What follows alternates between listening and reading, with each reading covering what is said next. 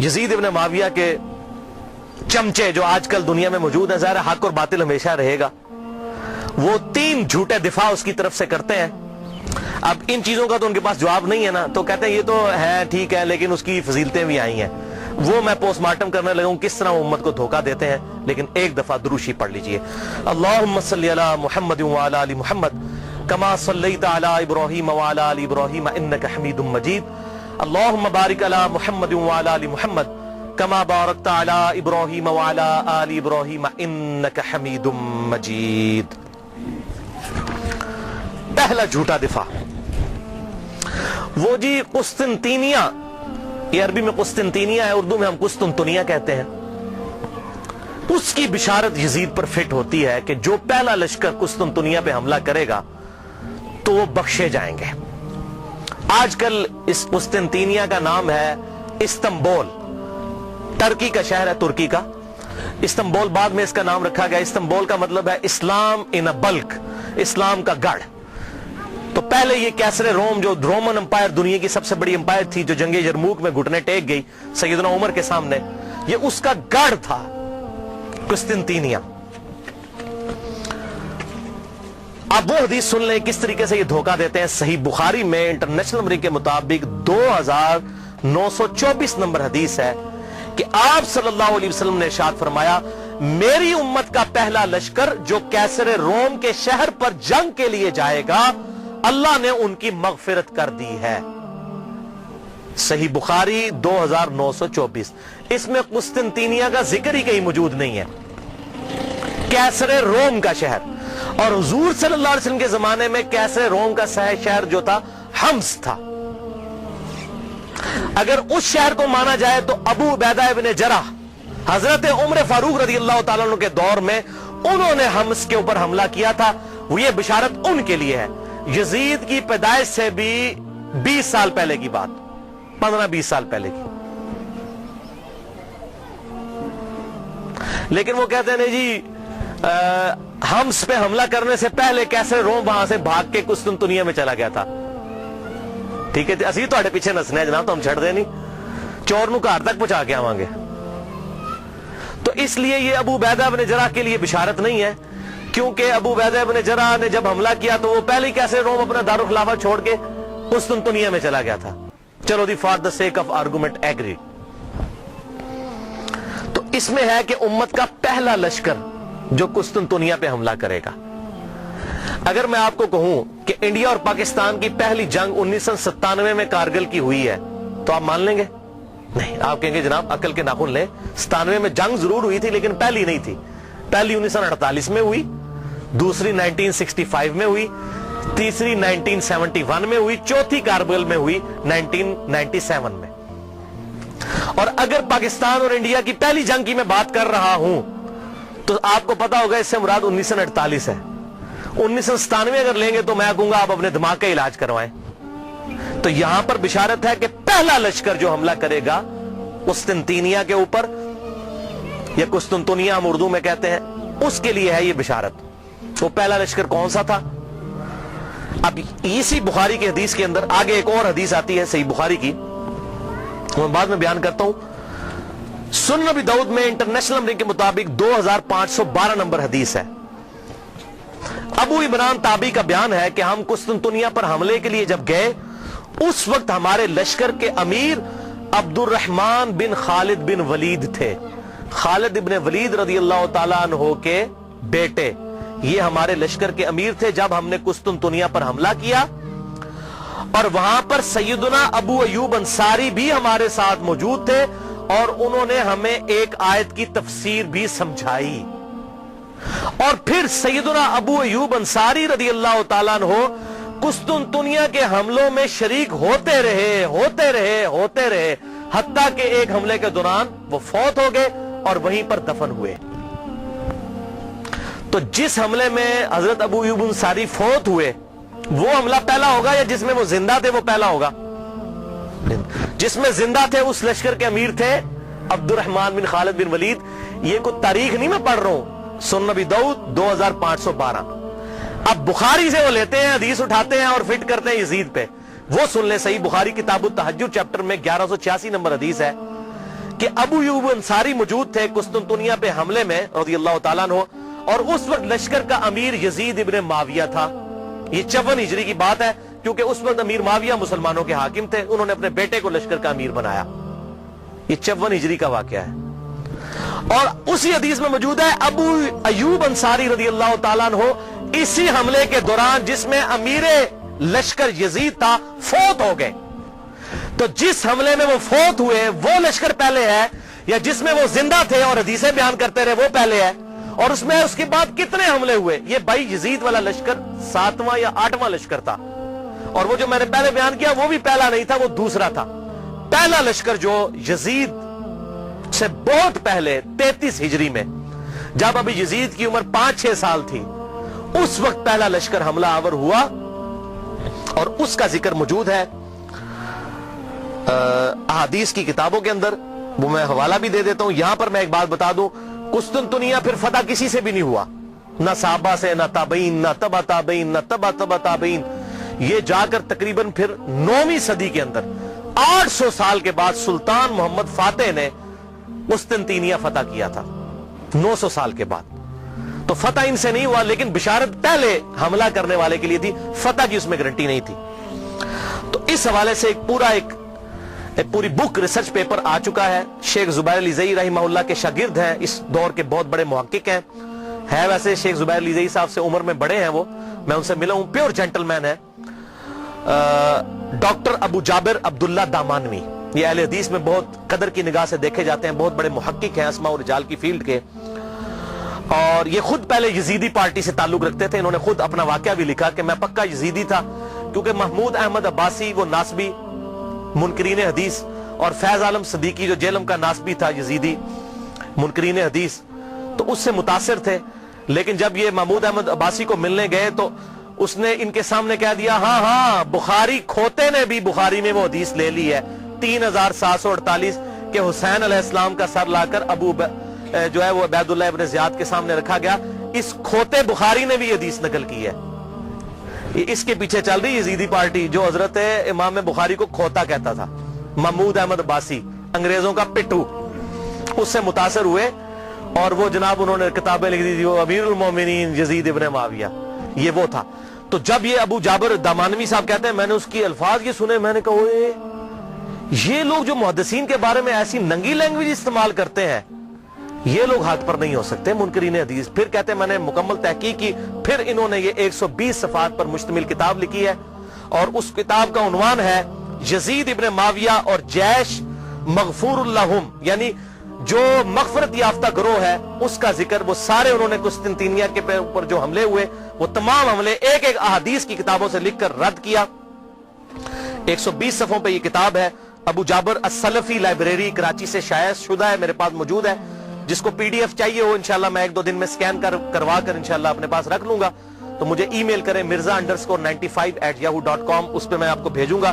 اس میں انہوں نے ٹروتھ ریویل کیا کہ نہ تو قسطنطنیہ پہ حملہ پہلا یزید نے کیا، اور نہ ان کے والد معاویہ بن ابی سفیان رضی اللہ تعالیٰ عنہ نے کیا، بلکہ سب سے پہلا حملہ قسطنطنیہ پہ جس شخص نے کیا وہ حضرت عبداللہ ابن زبیر کے بھائی تھے، منذر بن زبیر رحمہ اللہ، جو حضرت زبیر عشرہ مبشرہ کے بیٹے تھے. 33 ہجری میں انہوں نے یہ حملہ کیا، اور اس کا ذکر مسند امام احمد میں، مصنف عبد الرزاق میں، سنن ابی داؤد میں اور سنن طبرانی میں صحیح سند کے ساتھ موجود ہے. وہ ساری احادیث انہوں نے اس کتاب کے اندر جمع کی الحمدللہ. لہذا یہ بالکل جھوٹ بولتے ہیں کہ جی وہ بشارت اس پہ فٹ ہوتی ہے، اس پہ فٹ ہی نہیں ہوتی، کسی اعتبار سے فٹ نہیں ہوتی. اور یہی وجہ ہے کہ ڈاکٹر ذاکر نائک نے جب فٹ کی اس سے سوال پوچھا گیا، وہ کہتا ہے جی امام غزالی نے لکھا ہے. ویسے آپ کہتے ہیں قرآن اور صحیح حدیث، تو امام غزالی کا کیا لینا دینا قرآن اور صحیح حدیث؟ امام غزالی تو آپ کے نزدیک صوفی ہیں، آپ صوفیوں کو تو ویسے ہی نہیں مانتے. تو صحیح سند سے بات کریں احادیث کی کتابوں میں کیا لکھا ہوا ہے. امام غزالی تو تعصب کا شکار ہو چکے تھے. انہوں نے تو یہاں تک لکھا احیاء العلوم میں کہ واقعہ کربلا بیان نہ کرو، بڑی بڑی ہستیوں کے نام بیچ میں آ جائیں گے، واقعہ کربلا بیان کرنا حرام ہے. تو اس پہ میں ایک ہی جملہ بولوں گا کہ چور کی داڑھی میں تنکا. اگر ہم اہل سنت اپنے آپ کو صحیح المنہج سمجھتے ہیں تو واقعہ کربلا بیان کریں، اور جو حق ہے وہ بیان کریں. حضور صلی اللہ علیہ وسلم تو اس واقعے سے پہلے بیان کر رہے ہیں، اس واقعے کے بعد صحابہ کرام کو خواب میں آ رہے ہیں اور غمگین ہیں، اور آپ کہہ رہے ہیں بیان نہ کریں. اور قرآن اور صحیح احادیث کیا کہہ رہی ہیں، امام بخاری کیا کہہ رہے ہیں، امام مسلم کیا کہہ رہے ہیں، امام داؤد کیا کہہ رہے ہیں. حق واضح ہو. اب مجھے بتائیے اہل حدیث کا شاید ہی کوئی پلیٹ فارم ہو جس پر یہ حدیث ترمذی کی بیان نہ ہوتی ہو کہ جب حضرت عمر نے حج تمتع پر پابندی لگا دی تھی تو عبداللہ بن عمر نے کہا کہ میرے باپ پہ شریعت تو نازل نہیں ہوئی ہے. تو معاذ اللہ اس کا کیا مطلب ہے کہ ہم حضرت عمر کی توہین کر رہے ہوتے ہیں؟ نہیں. اسی طریقے سے اگر محدثین نے حضرت امیر معاویہ رضی اللہ تعالیٰ عنہ کی غلطیوں کا بیان بخاری مسلم میں کر دیا, ترمذی میں, ابو داؤد, نسائی, ابن ماجہ میں, تو ان کا مقصد توہین کرنا نہیں تھا, حق بتانا تھا. اور اگر ہم بیان کرتے ہیں تو یہ بھی مقصد یہی ہے. احترام اپنی جگہ رہے گا, لعنت نہیں کریں گے. غلطی غلطی ہے, غلطی کو غلطی کہنا یہ حق اور باطل میں تمیز کے لیے ضروری ہے, ورنہ تو دین کا جنازہ نکل جائے گا. حضرت آدم علیہ السلام کی اللہ نے 7 دفعہ غلطی بیان کی, کیا ان کی توہین کی؟ نہیں, بلکہ اس لیے سورہ اعراف میں اے اولاد آدم دیکھنا تمہارے باپ کو جس طرح ورگلا دیا تھا شیطان نے ماں باپ کو, تمہیں ورگلانا دے, اس لیے ہم قصہ آدم اور ابلیس بیان کرتے ہیں. اسی طریقے سے اگر خلافت کا نظام قائم ہونا ہے اور امام محمد مہدی رضی اللہ تعالیٰ عنہ کی خلافت کو لبیک کہنا ہے مسلمانوں نے, تو اس کے لیے یہ سارے حقائق پتہ ہونے چاہیے. دوسرا دفاع جو جھوٹا کرتے ہیں, پہلا تو قل ہوا, تو میں نے یزید کو دوستی نہیں کہا, کلمہ گو تھا, اہل قبلہ تھا, اگر اللہ نے معاف کیا تو جنت میں چلا جائے گا, ہمیں تو کوئی مسئلہ نہیں ہے. اگر اللہ نے معاف کیا وہ اللہ تعالیٰ کی اپنی مرضی ہے. ایک گناہ کے بارے میں اللہ تعالیٰ نے واضح کہا ان اللہ لا یغفر ان یشرک بہ ویغفر ما دون ذلک لمن یشاء. اوپن لائسنس نہیں, اللہ شرک کو معاف نہیں کرے گا, اس کے علاوہ جو گناہ چاہے گا معاف کر دے گا, لیکن جس کے لیے چاہے گا. اگر اللہ چاہے تو معاف نہ بھی کرے, یہ اللہ کی اپنی مرضی ہے. آپ اوپن لائسنس کسی کو نہیں دے سکتے. لمن یشاء, جس کے لیے چاہے گا, اللہ کو دو سے منوا نہیں سکتا, سیدھی سی بات ہے. دوسرا جھوٹا دفاع کرتے ہیں, وہ جی بخاری میں حدیث ہے 7222 کہ میری امت میں آپ صلی اللہ علیہ وسلم نے فرمایا کہ 12 خلیفوں تک اسلام غالب رہے گا اور وہ سب کے سب قریش سے ہوں گے. وہ کہتے ہیں جی 12 خلیفے گنے آپ, تو اس میں یزید بھی آ جاتا ہے. کہتے ہیں دیکھیں جی پہلا خلیفہ حضرت ابو بکر, پھر عمر, عثمان, علی, حسن ابن علی, یزید, اس کے بعد معاویہ بن ابی سفیان, پھر یزید ابن معاویہ 7ویں نمبر پہ آ جاتا ہے. پھر گنتے گنتے کرتے پھر مصیبت ان کے لیے کھڑی ہو جاتی ہے کہ عمر بن عبدالعزیز تک پہنچتے ہوئے 14 ہو جاتی ہے گنتی. عمر بن عبدالعزیز کو نکالنا پڑ جاتا ہے, جن کی خلافت کو پوری امت مانتی ہے, لا منہاج النبوہ. پھر 12 کدھر جائیں گے, تو پریشان ہو جاتے ہیں اور حدیث کی انٹرپریٹیشن غلط کرتے ہیں. یہ بخاری میں تو ایک طرق ہے نا, صحیح مسلم میں اس کے 8 طرق امام مسلم لے کر آئے ہیں اور ٹروتھ ریویل کر دیا. یہ 12 خلیفوں سے مراد کون سے خلیفے ہیں؟ صحیح مسلم میں انٹرنیشنل نمبر کے مطابق 4705 سے لے کر 4712 تک. قربان جاؤں امام مسلم کے 8 طرق لکھے تاکہ یہ 12 خلیفوں والی, یہ جو اہل تشیع جو ہے 12 امام والا مسئلہ اس سے نکالتے ہیں, یہ 12 خلیفوں, بھائی 12 امام والا بھی چکر کوئی نہیں ہے, وہ خلیفے بھی یہ والے نہیں ہیں. ان خلیفوں سے مراد کون ہے وہ سن لیں. صحیح مسلم انٹرنیشنل نمبر کے مطابق 4711 آپ صلی اللہ علیہ وسلم نے فرمایا یہ دین قیامت تک قائم رہے گا اور ان پر 12 خلیفے ہوں گے. قیامت تک 12 خلیفے ہوں گے. وہ پہلے میرے دور میں 12 پورے نہیں ہو جانے, قیامت تک دین رہے گا قائم اور ان پر 12 خلیفے آئیں گے اور وہ سب قریش سے ہوں گے. یعنی ایسے 12 خلیفے ہوں گے جن کی پٹ حکومت جو ہے علی منہاج النبوہ ہوگی, وہ 12 خلیفے ہوں گے اور قیامت تک پوری ہونی ہے گنتی. اچھا, ان میں سے 7 تو کنفرم ہے جس پہ اہل سنت اور اہل تشیع کا اجماع ہے. ایون امام ابن تیمیہ جیسی شخصیت بھی منہاج السنہ میں لکھتے ہیں کہ ہم نہ تو حضرت امیر معاویہ رضی اللہ تعالیٰ عنہ کو خلیفہ راشد مانتے ہیں, نہ ان کے بیٹے کو. یہ اسلام کے بادشاہ تھے, خلیفہ نہیں تھے. خلافت راشدہ وہ کہتے ہیں ہمارے خلیفہ 5 ہیں, ابو بکر, عمر, عثمان, علی اور حسن ابن علی. یہ امام ابن تیمیہ لکھ رہے ہیں. اور یہ یاد رکھیے گا حسن ابن علی کو حضرت علی نے نہیں نامزد کیا. سنن طبرانی میں بڑی ڈیٹیل حدیث موجود ہے. جب ان کی وفات کا وقت قریب آیا, زخم لگنے کے بعد بھی 1 ہفتہ زندہ رہے, انہوں نے کہا میں اپنا خلیفہ کسی کو نامزد نہیں کروں گا. رسول اللہ نے اپنا خلیفہ کسی کو نامزد نہیں کیا تھا, میں بھی نہیں کروں گا, تم خود چنو گے. یہ تو ابن عباس اور باقی صحابہ نے مل کر حضرت حسن کو خلیفہ چنا تھا. لہذا یہ بات یاد رکھیے گا, حضرت حسن ابن علی کو حضرت علی نے اپنا جانشین نہیں بنایا. وہ کیسے بنا سکتے تھے؟ حضور کی تربیت یافتہ تھے الحمدللہ. اور یہ بات میں نے اہل سنت اہل تشیع دونوں علماء سے کنفرم کی ہے. اہل تشیع کے ہاں بھی کوئی روایت نہیں ہے کہ حضرت حسن ابن علی کو حضرت علی نے اپنے بعد خلیفہ نامزد کیا ہو, اور ان کے ہاں بھی یہی بات ملتی ہے جو طبرانی کے اندر موجود ہے. میں امت کے اوپر چھوڑتا ہوں, امت خود سلیکٹ کرے گی اپنا خلیفہ. تلوار کی دھونس پہ نہیں ہو سکتا, میرے ریگارڈ کی وجہ سے نہیں ہو سکتا. بہرحال ان کو تو حضور نے خود ہی کہہ دیا میرا بیٹا سید ہے، یہ صحیح بخاری کے اندر، اس میرے بیٹے حسن کی وجہ سے مسلمانوں کے 2 گروہوں میں صلح ہو جائے گی۔ ان کو تو حضور خود سید اور سردار کہہ گئے اور کہا اس کی وجہ سے صلح ہوگی، یہ قربانی کرے گا۔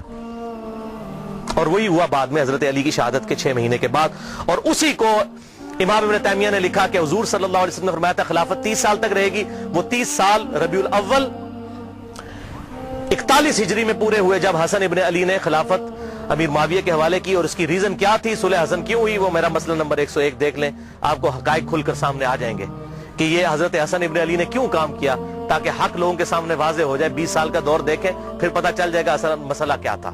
اور حضرت حسین کی قربانی رائے کہاں جاتی اگر حضرت حسن صلح کر کے حضرت امیر معاویہ رضی اللہ تعالیٰ کی انٹینشنز کو لوگوں کے سامنے نہ کرتے۔ یہ بات یاد رکھیے گا، یہ میں نے اس لیکچر میں بتایا۔ بہرحال تو امام نے تیمیہ نے بھی کہا کہ یہ خلیفہ جو ہے یہ 5 متفق لے، تو ٹوٹل 7 پہ آج تک امت متفق ہے، اہل سنت اور اہل تشیع۔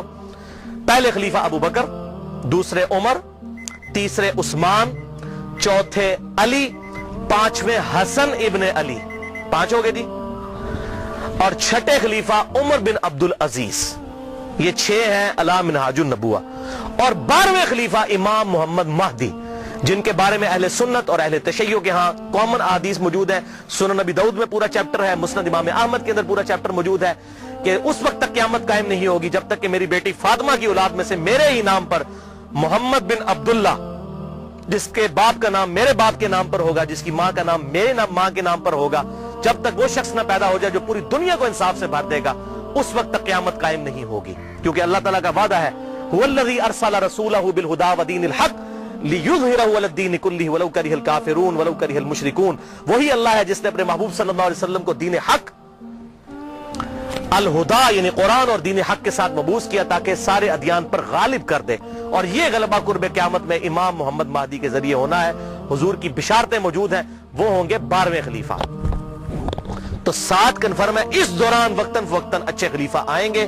تو یہ قیامت تک کا ذکر ہے، لہٰذا اس حوالے سے جو لوگ ڈیفینڈ کرنے کی کوشش کرتے ہیں، کبھی حضرت معاویہ کو بیچ میں شامل کرتے ہیں، ایسا معاملہ ہے نہیں ہے۔ خود سارے اہل سنت لکھتے گئے کہ حضرت امیر معاویہ رضی اللہ تعالیٰ عنہ اسلام کے خلیفہ راشد نہیں ہیں، بلکہ خلافت راشدہ ابو بکر، عمر، عثمان و علی اور حسن ابن علی، وہ 30 سال مکمل ہوئے، وہ انشاءاللہ آگے حدیث آ بھی جائے گی۔ اور یہ ساری بحث شیخ البانی رحمہ اللہ نے سلسلہ احادیث صحیحہ میں انٹرنیشنل نمبر کے مطابق 459 نمبر حدیث کے تحت بھی کی ہے۔ اب تیسرا اور آخری جھوٹا دفاع جو آج کل مارکیٹ میں آیا ہے تازہ تازہ، اور یہ آخری ان کے پاس حربہ تھا، میں نے کہا اس کو بھی میں انشاءاللہ کلیئر کر دوں۔ وہ حدیث پیش کرتے ہیں المعجم الکبیر طبرانی سے، جلد 11 صفحہ 88، انٹرنیشنل نمبر کے مطابق 11138۔ سلسلہ احادیث صحیحہ میں شیخ البانی 3270 نمبر حدیث یہ لے کر آئے، اور 459 نمبر حدیث کے تحت بھی یہ ساری بحث کی، اور اسی کو بنیاد بنا کر کچھ لوگوں نے میرے پمفلٹ کا جواب دینے کی کوشش کی، حالانکہ یہ 50 حدیثوں میں سے ایک حدیث کو بھی ایڈریس نہیں کیا۔ سوال گندم، جواب چنا، اور اس کو لے کر، اور وہ جب 50 حدیثوں کی بات کرتے ہیں کہتے ہیں جی ہمارے پاس ان حدیثوں کے جواب نہیں ہے، اللہ کے سپرد معاملہ۔ تو اللہ کے سپرد ہے تو آپ جگہ جگہ کیوں یزید کو جنت کی بشارتیں جھوٹی دیتے جا رہے ہیں؟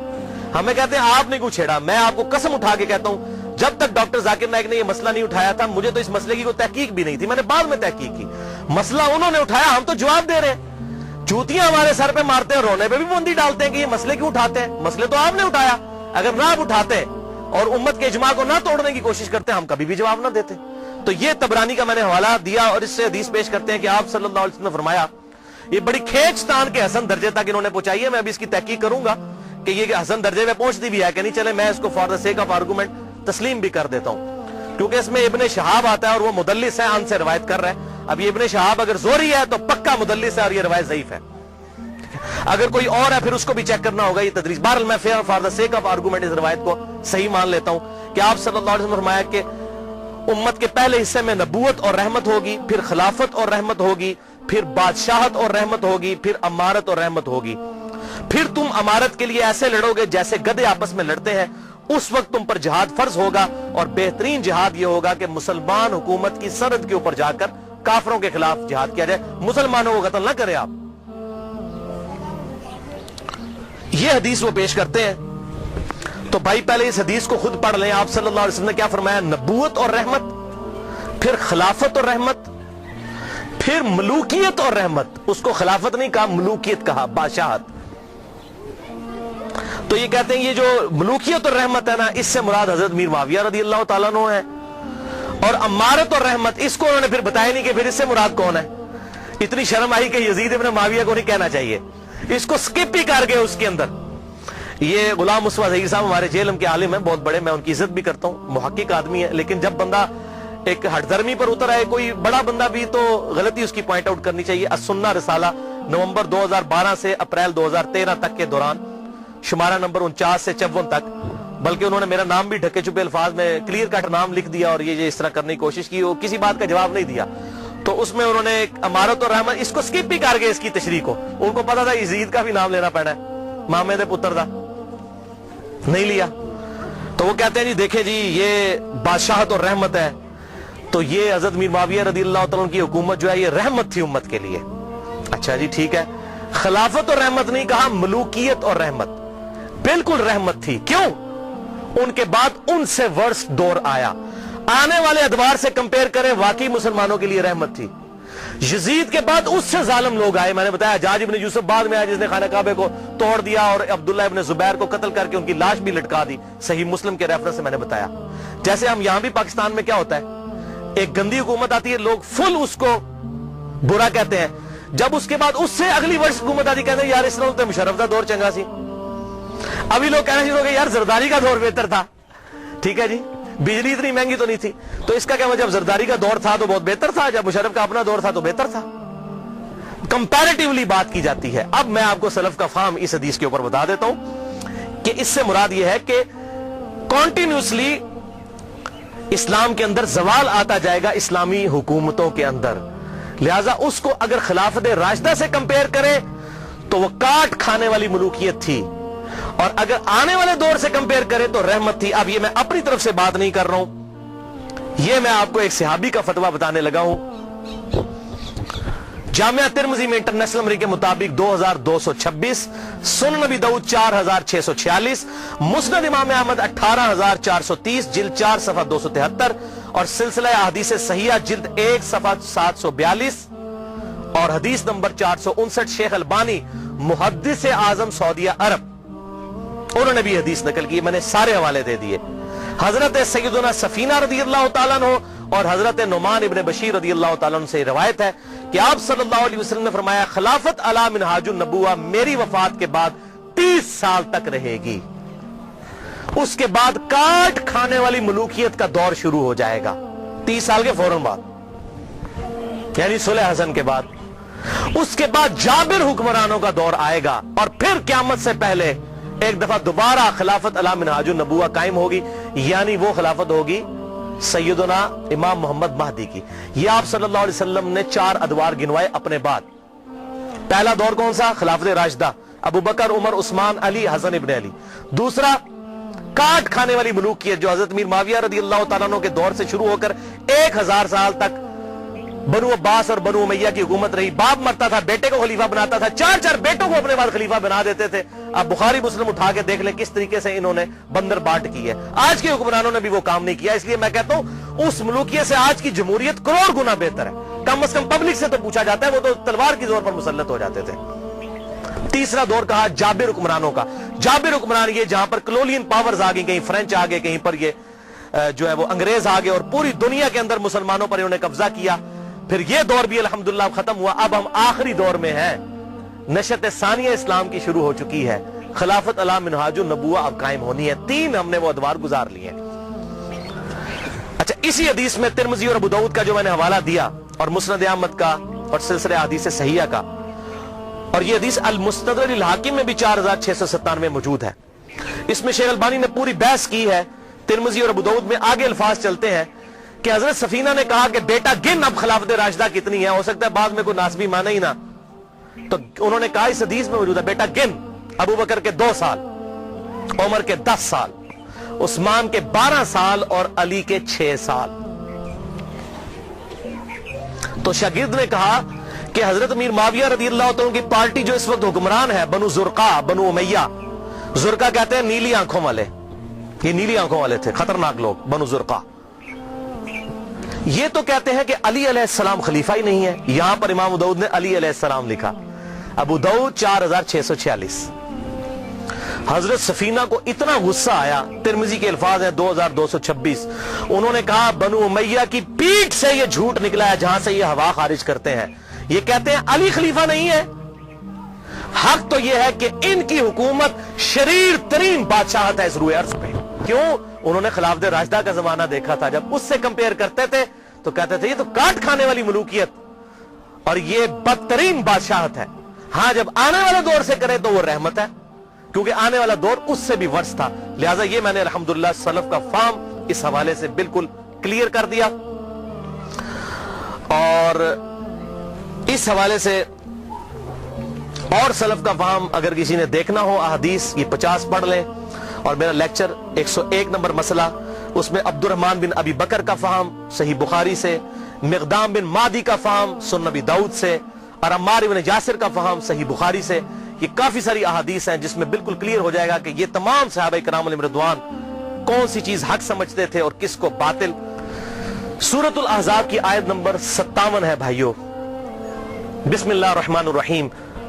ان الذین یؤذون اللہ ورسولہ لعنہم اللہ فی الدنیا والآخرہ. بے شک جو لوگ اللہ اور اس کے رسول کو تکلیف دیتے ہیں, دنیا کی زندگی میں بھی ان پر اللہ کی لعنت اور آخرت کی زندگی میں بھی لعنت. وأعد لهم عذابا مہینا, اور ایسے لوگوں کے لیے اللہ تعالیٰ نے دردناک ذلیل و خوار کر دینے والا عذاب تیار کر رکھا ہے. وَلِعَوْذُ بِاللَّهِ تَعَالَى.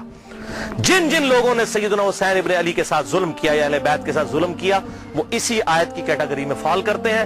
اور آپ صلی اللہ علیہ وسلم کی واضح حدیث ہے المستدرک للحاکم میں صحیح سند کے ساتھ 4717, صحیح ابن حبان میں 7104, اور سلسلہ حدیث صحیحہ میں بھی شیخ البانی لے کر آئے رحمہ اللہ, اس کو صحیح کہا, اور شیخ زبیر لزئی صاحب نے بھی اس کو صحیح کہا. آپ صلی اللہ علیہ وسلم نے فرمایا اس ذات کی قسم جس کے قبضہ قدرت میں میں محمد صلی اللہ علیہ وسلم کی جان ہے, جو بھی ہم اہل بیت کے ساتھ بغض رکھے گا اللہ تعالیٰ اسے ضرور دوزخ کی آگ میں داخل کرے گا. بغض رکھے گا, یہ کہتے ہیں لعنت نہ بھیجو, بغض کی بات ہو رہی ہے, صرف دل میں بغض رکھنے والا دوزخ میں جائے گا.